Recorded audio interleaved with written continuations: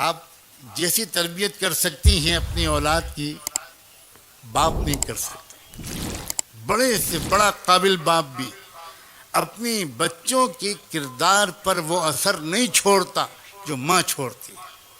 اور بالکل صحیح کہا تھا مولانا امرین صاحب نے، جتنے کامیاب افراد دنیا کی تاریخ میں بنے ہیں، آپ محدثین کی تاریخ دیکھو، آپ مفسرین کی دیکھو، آپ فقہا کی دیکھو، آپ مشائخ صوفیہ کی دیکھو، آپ ادبا کی دیکھو، جتنے بھی زندہ دل اور مؤثر شخصیات دنیا میں پیدا ہوئی ہیں، ان کی تربیت میں ان کی ماں کا حصہ ان کے باپ سے اکثر زیادہ رہا۔ ایک مثال پیش کرتا ہوں، یہاں جتنے حضرات بیٹھے ہیں اسٹیج پر، یہ ایک شخصیت کی محبت میں 100% متفق ہے، اور وہ نام ہے شیخ المشائخ سید الاولیاء بایزید بسطامی رحمۃ اللہ علیہ۔ عجیب شخصیت گزری ہے بایزید بسطامی کی۔ کوئی حدیث کی اور تصوف کے کسی کوئی سلسلہ بایزید بسطامی کو نظر انداز کر کے رحمت دو عالم صلی اللہ علیہ وآلہ وسلم کے دور تک نہیں پہنچتا۔ عجیب خصوصیت حاصل ہے۔ یہ بایزید بسطامی کو اس مقام تک پہنچایا کس نے تھا؟ ان کی بیوہ ماں نے۔ وہ ماں جو بیوہ ہو گئی تھی جب یہ بچے چھوٹے سے تھا، یہ بایزید چھوٹے سے تھے، اس وقت وہ بیوہ ہو گئی تھی، اور وہ اپنا اور اپنے یتیم بچے کا پیٹ پالنے کے لیے لوگوں کے گھروں میں کام کاج کرتی تھی۔ وہ عظیم خاتون جب بچہ بڑا ہو گیا، گلیوں میں کھیلنے لگا، تو ان کی ماں کو یہ ڈر لگا کہ کہیں بچہ بگڑ نہ جائے الٹے سیدھے بچوں کے ساتھ کھیلنے اٹھنے بیٹھنے کی وجہ سے۔ پتہ لگایا اس ماں نے کہ میں کیا کروں، میری تمنا اور میرے مرحوم شوہر کی یہی تمنا تھی کہ میرا بیٹا ولی کامل بنے، عالم ربانی بنے۔ چنانچہ لوگوں نے بتایا کہ فلاں ایک شیخ ہیں، ایک بہت ہی صالح مربی ہیں، وہ فلاں مسجد میں ایک مدرسہ چلاتے ہیں، وہاں کچھ بچے ان کے ساتھ رہتے ہیں۔ اب تک کا تجربہ ہے کہ جو بچہ وہاں رہا ہے بہت نیک بن گیا۔ وہ بیچاری بیوہ عورت اپنے یتیم بچے کو لے کر پتہ پوچھتے پوچھتے ان شیخ کے پاس پہنچی، سلام کیا، اپنا تعارف کرایا، حضرت میں غریب بیوہ عورت ہوں، یہ میرا یتیم بچہ ہے، میرے مرحوم شوہر کی بھی یہ تمنا تھی اور میری بھی کہ یہ اچھا عالم بن جائے، پوچھتے پوچھتے آپ کے پاس حاضر ہوئی ہوں، اس کو اپنے قدموں میں جگہ دے دیجئے، رکھ لیجئے، اور اس کو عالم اللہ والا بنا دیجئے۔ بہت متاثر ہوئے وہ شیخ، کہا بہت اچھا، چھوڑ جاؤ، میں اپنی سے پوری کوشش کروں گا۔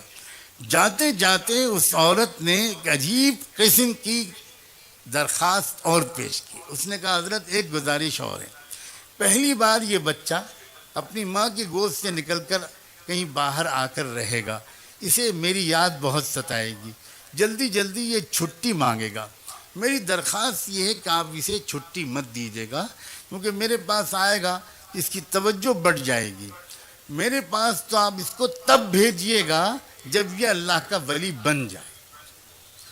انہیں بہت حیرت ہوئی کہ عجیب اللہ کی بندی ہے، بہت قدر آئی۔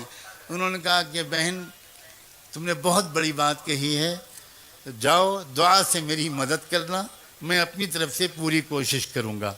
وہ چلی گئیں، وہ بچہ پڑھنے میں لگ گیا، کچھ مہینے گزرے، جب برداشت سے باہر ہو گیا تو اس بچے نے اپنے استاد سے درخواست کی کہ حضرت بہت دن ہو گئے، مجھے اپنی امی کی بہت یاد آ رہی ہے، مجھے ایک دن کی چھٹی دے دیجیے، ایک دن کی، میں وعدہ کرتا ہوں کل واپس آ جاؤں گا۔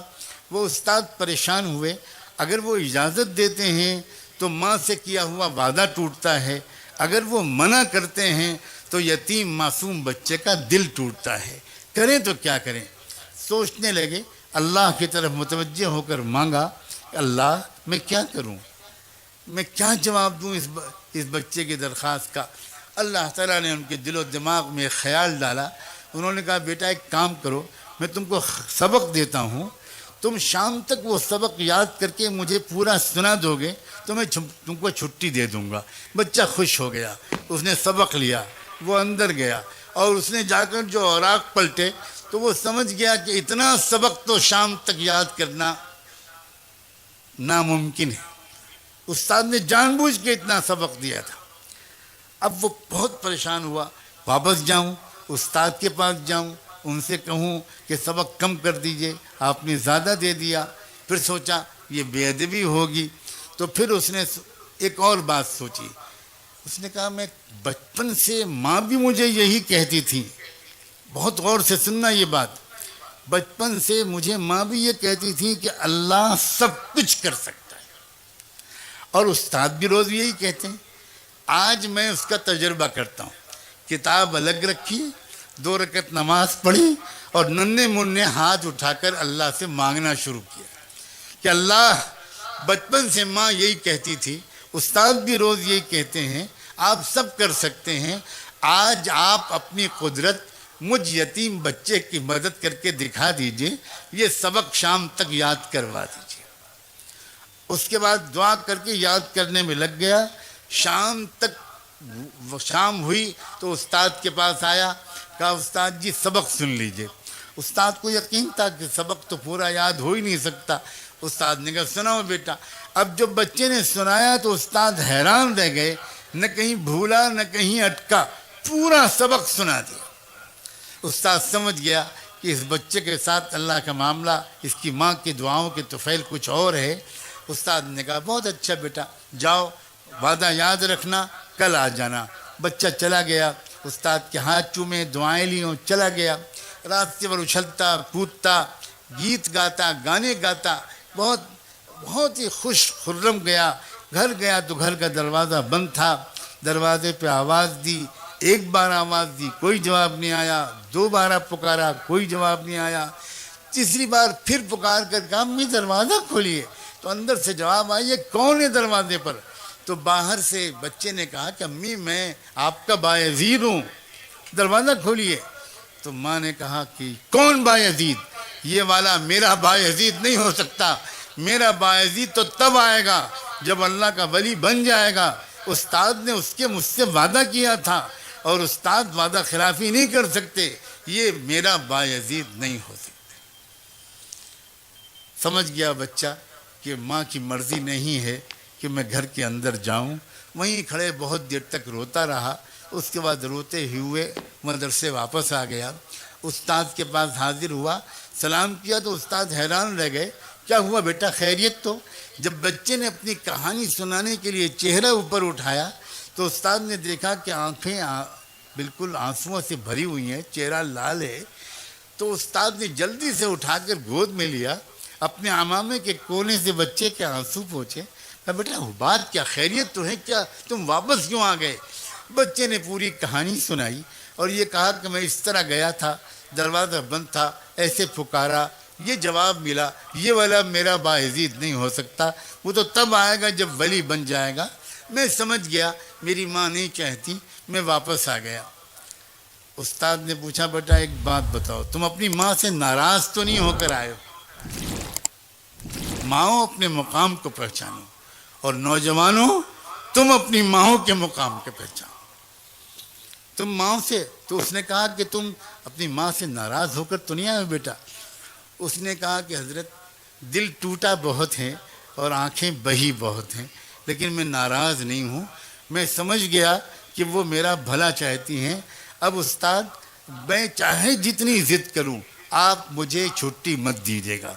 اتنی درخواست اور ہے کہ یہ دعا کر دیجئے کہ میری ماں کام کرتے کرتے بیمار رہنے لگی ہیں, ذرا ان کی زندگی میں اتنی برکت ہو جائے کہ وہ مجھے کچھ بنا ہوا دیکھ لیں, ان کی تمنا پوری ہو جائے, ان کی آنکھیں ٹھنڈی ہو جائیں.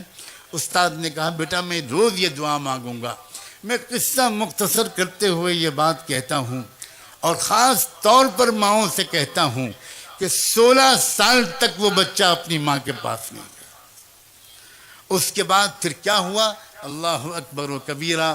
ایک رات تھی, تہجد کے وقت تہجد کی نماز پڑھ کے وہ استاد ذرا آرام کرنے کے لیے لیٹے, تو ان کو زیارت ہوئی رحمت دو عالم صلی اللہ علیہ وآلہ وسلم کی, اور آپ نے اپن شیخ سے اس رویائے صالحہ میں, اس بابرکت سچے خواب میں یہ فرمایا کہ دیکھو وہ جو جنید ہے، وہ جو بایزید ہے، نوجوان تمہارے یہاں، اس کی تربیت مکمل ہو گئی اور اس کو ولایت کبریٰ کا جھنڈا دے دیا گیا، اب تم اس کو جاؤ بشارت دو اور اس کو رخصت کرو۔